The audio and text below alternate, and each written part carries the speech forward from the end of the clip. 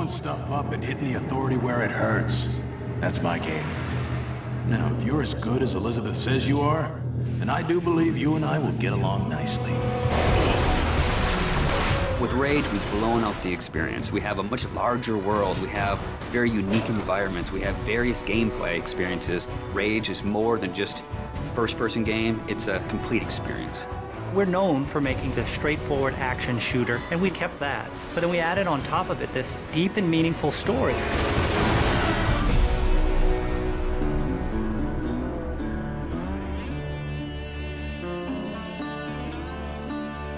So the story of Rage. We had the setting, we knew we wanted to have it on Earth, then we had to decide how we would destroy the planet. And we actually found that there's a real asteroid, which is called Apophis, which will pass by the planet around 2036.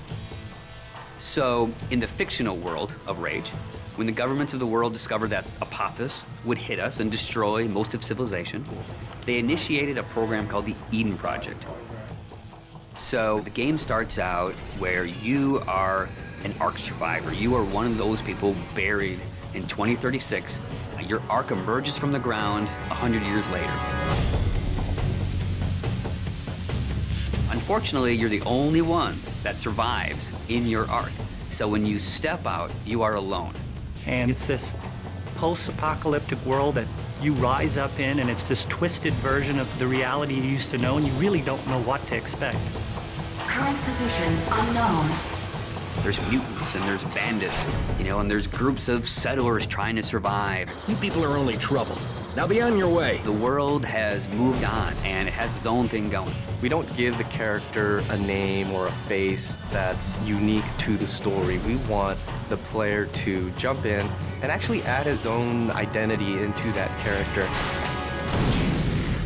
So when you step out of your Ark in Rage, you have no idea what your role in the bigger conflict will be. At first, all you are worried about is surviving. And you team up with some settlers, and you're doing some odd jobs. So here's what I need you to do.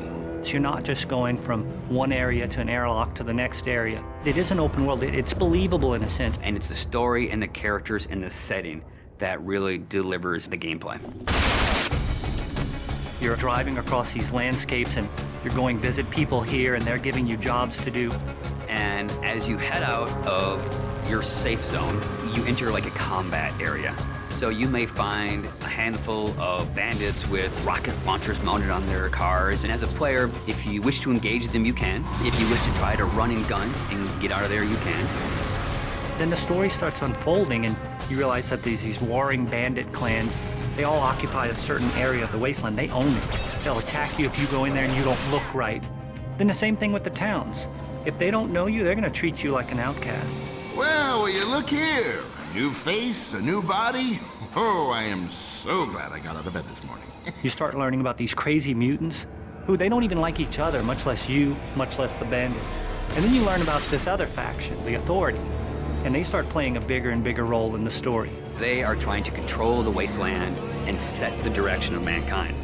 That's the truth. And that's what people need to know. So there's a small group of people called the Resistance that are fighting against the Authority.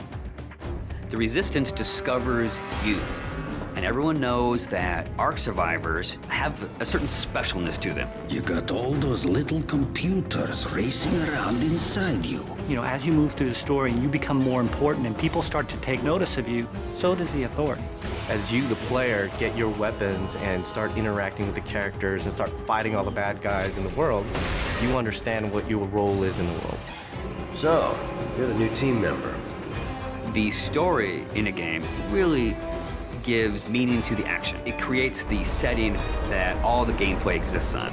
And if you have a compelling story and you have compelling action and ways to drive the player forward, it just creates a richer experience and a more complete package.